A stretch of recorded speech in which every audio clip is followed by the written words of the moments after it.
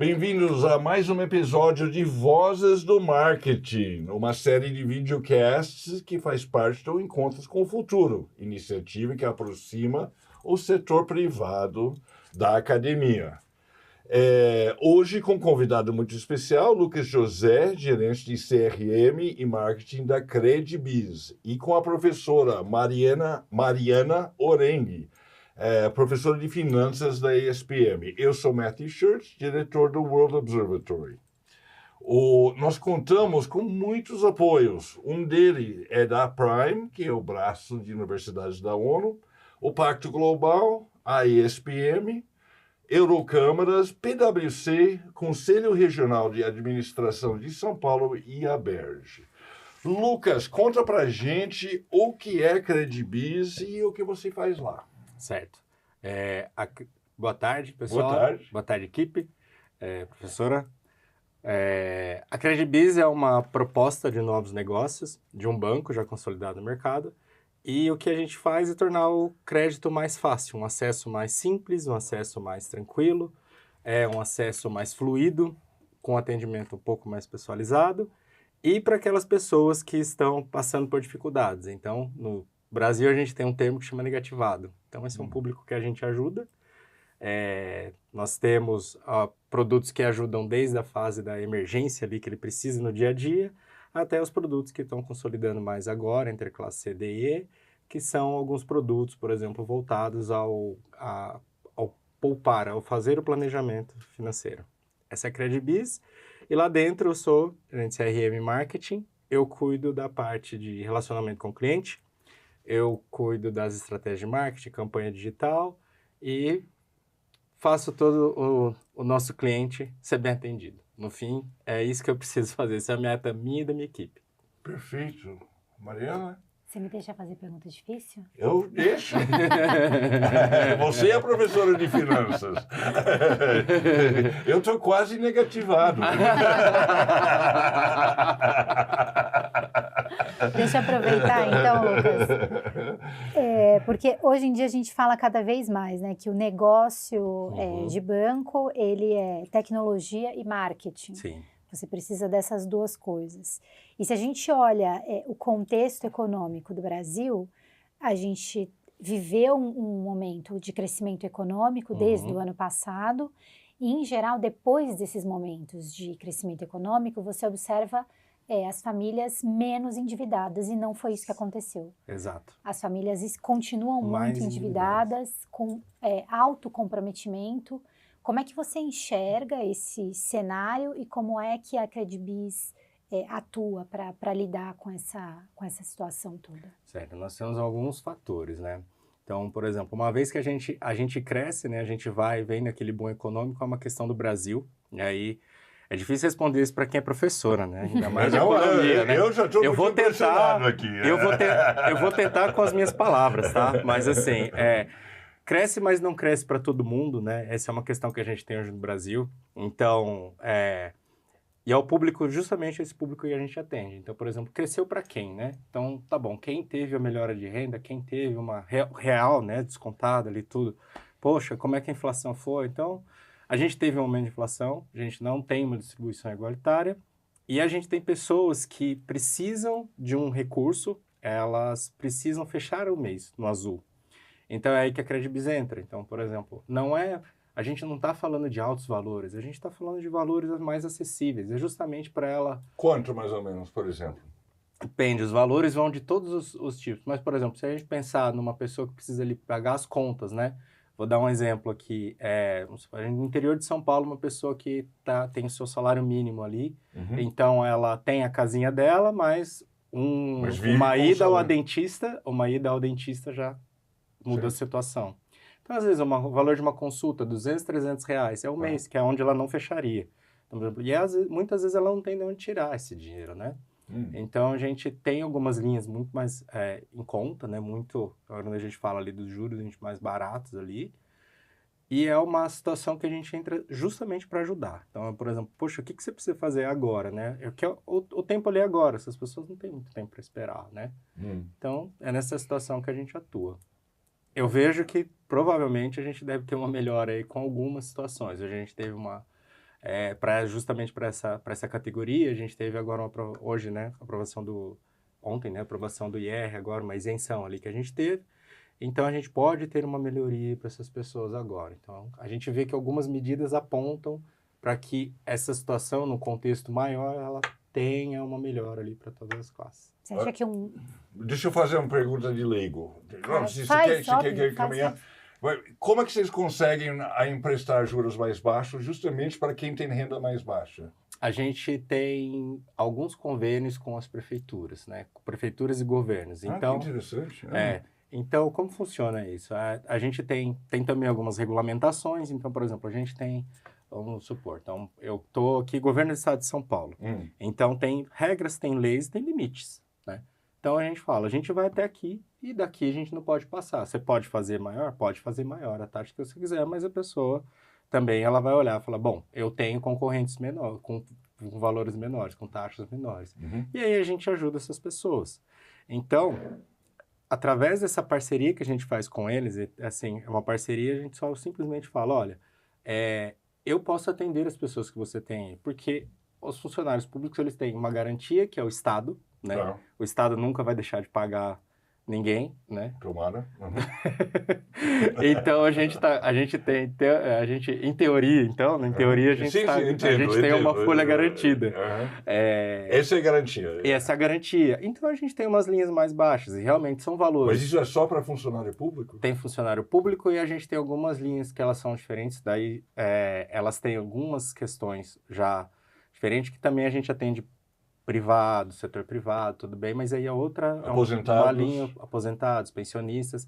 Então, eles possuem uma taxa mais baixa, porque realmente está vinculado. Então, por exemplo, você consegue pegar empréstimos a juros menores, você consegue, é mais fácil, ele é mais claro. Então, por exemplo, assim, é uma coisa que eu converso muito com a minha equipe.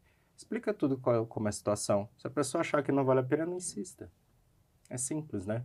Acho que a coisa também a gente tem as regras e tudo mais, mas a gente também tem que ter a consciência ali que a gente está falando.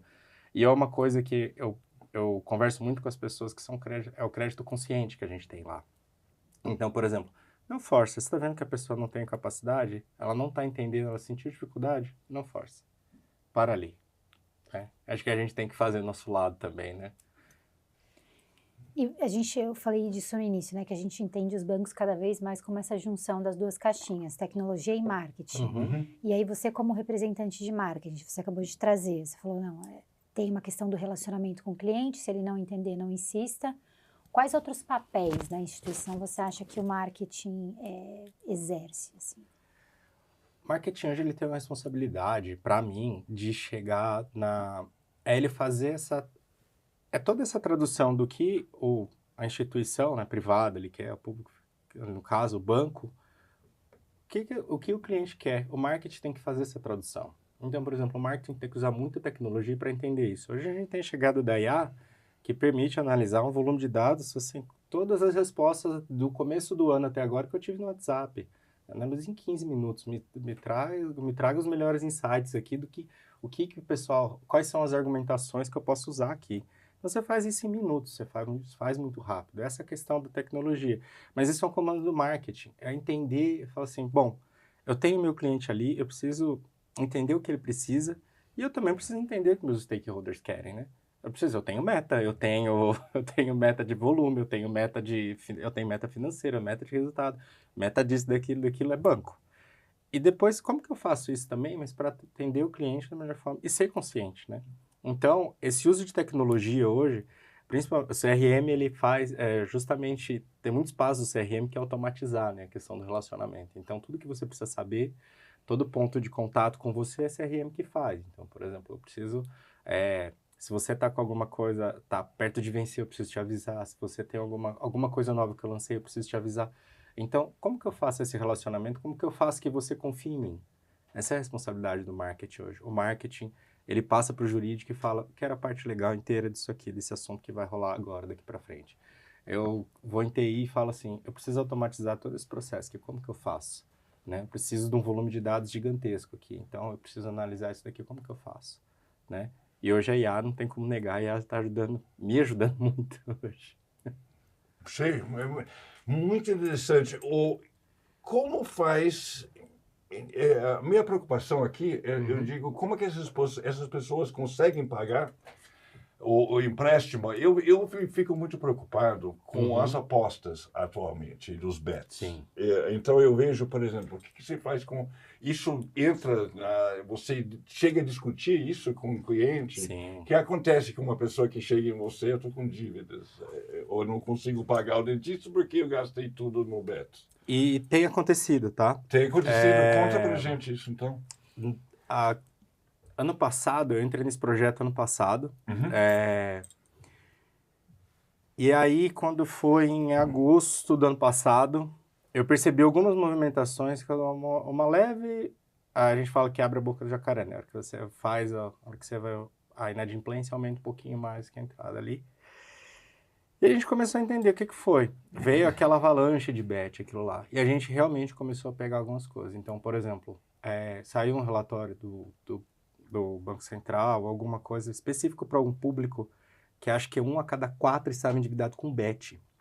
E assim, chegaram até nós casos, por exemplo, assim, pessoas com 16, 17 mil reais em dívidas contraídas em 2 meses. Assim.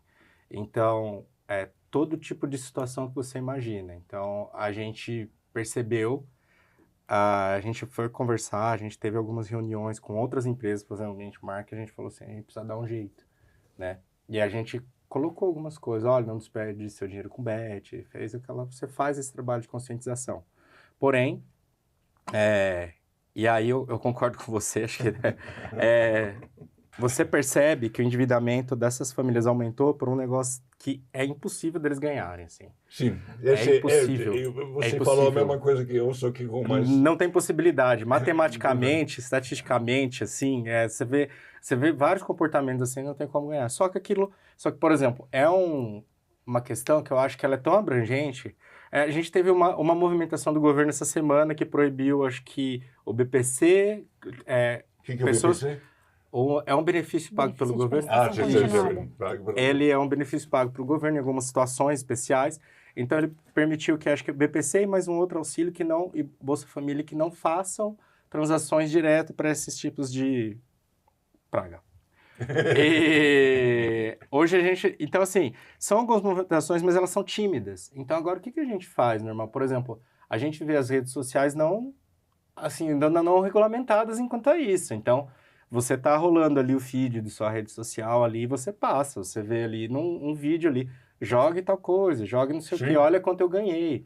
Sim. E uma vida que hoje né, a gente tem problemas muito maiores, estruturais, a gente tem uma questão da educação hoje, que é uma dor hoje que a gente tem, muito grande, algumas pragas na educação, sim. E a gente não consegue dar a noção pessoal falando ali, na cabeça da pessoa que fica ali, realmente, um caso que eu acompanhei de perto, a pessoa se endividou em 4 meses com 65 mil reais. Ai, meu Deus.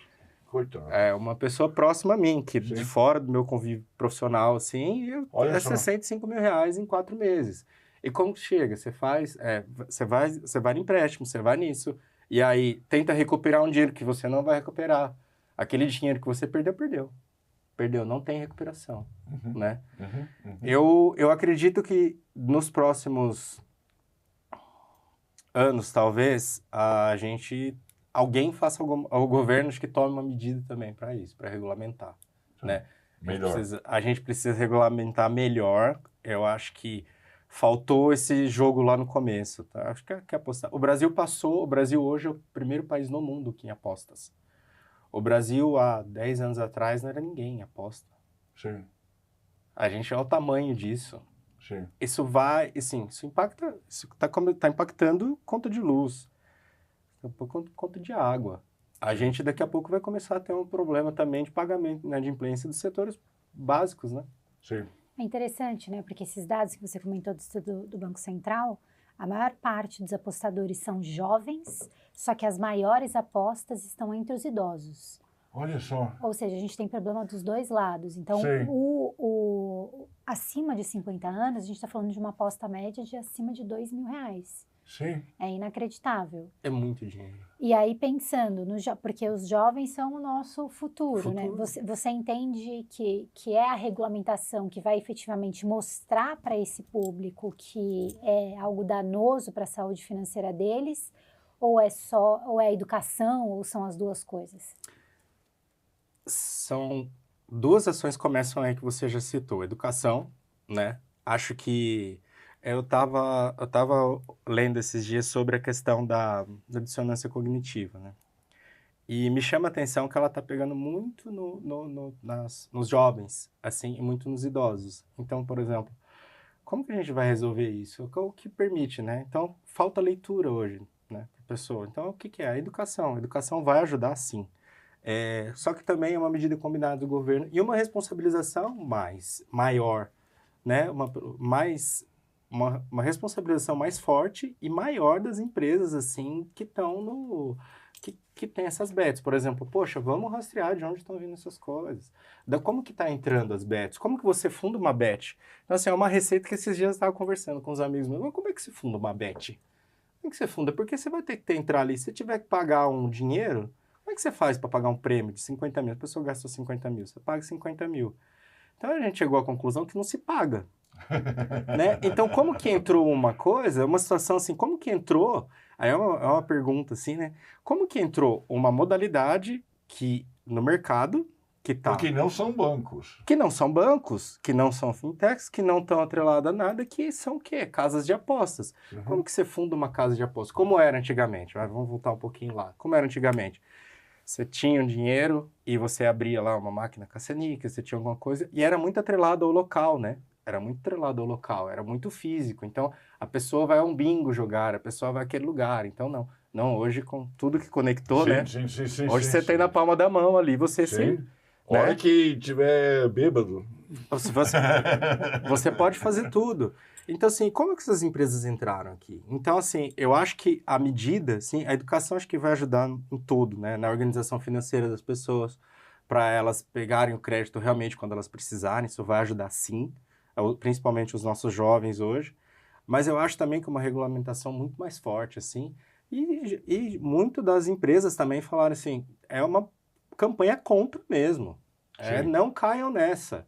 São os bancos. Sim. São os bancos, porque agora esse problema pode se alastrar. Então, por exemplo, uma vez que a gente começa a não pagar, eu acho que esse dado é de 2 anos atrás, não lembro. Mas uma vez que você começa a não pagar as contas, que a gente nunca teve um endividamento tão alto das contas básicas, água, luz e telefone. Uhum. E aí, como é que a gente vai fazer?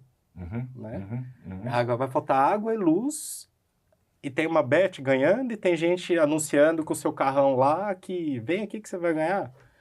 Eu acho que e assim, eu acho que já perdemos o controle. Sim.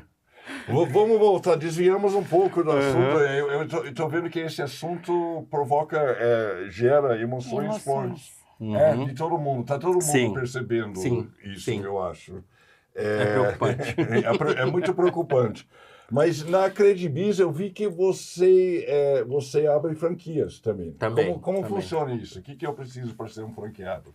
Você precisa de dinheiro. Não, você precisa ter... O nosso modelo, ele é muito simples. Então, por exemplo, nesse momento, você consegue abrir com 2 pessoas. Então, você e mais 2 pessoas. Então, o que a gente pede para quem abre as franquias, né? A gente está em expansão por todo o Brasil.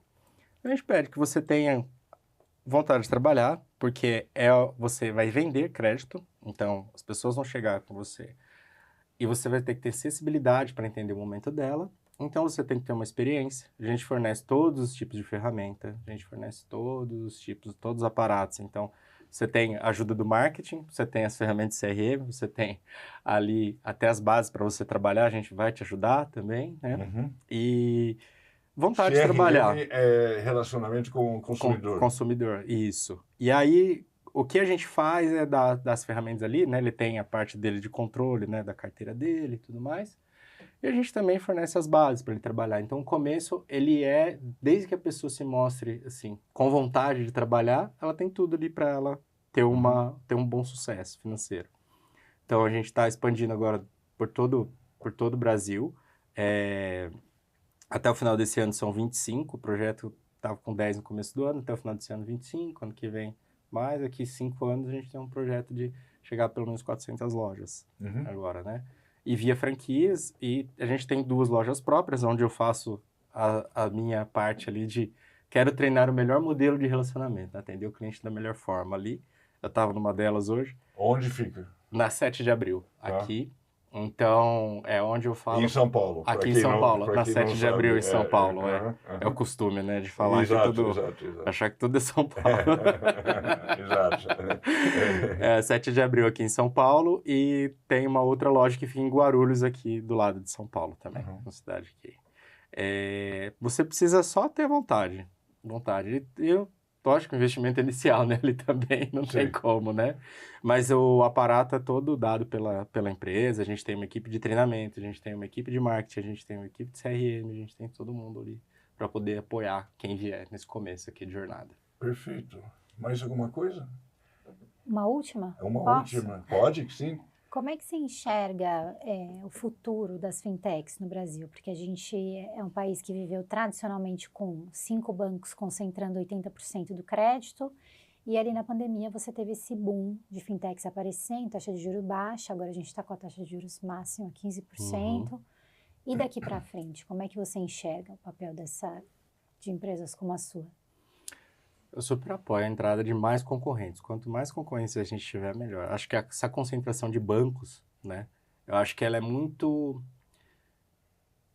Ela chega a ser quase nociva em algumas partes, porque quando você tem uma concentração, às vezes a gente fala, por exemplo, uma linha de determinado tipo de crédito, às vezes é um banco. Às vezes é só um banco que tem. Então, não são os outros mais. Às vezes é um único banco. Então, assim, veja a entrada das fintechs numa questão que acho que ela precisa ter... Eu vou fazer um paralelo aqui, mas acho que ela também precisa ter uma entrada um pouco mais consciente também, né? Então, da onde vêm os recursos? Da onde vêm esses profissionais? Como a gente está entrando? E se de fato isso está impactando, né? Porque qual que é a nossa esperança, né? Com a entrada desse tipo de mercado, né?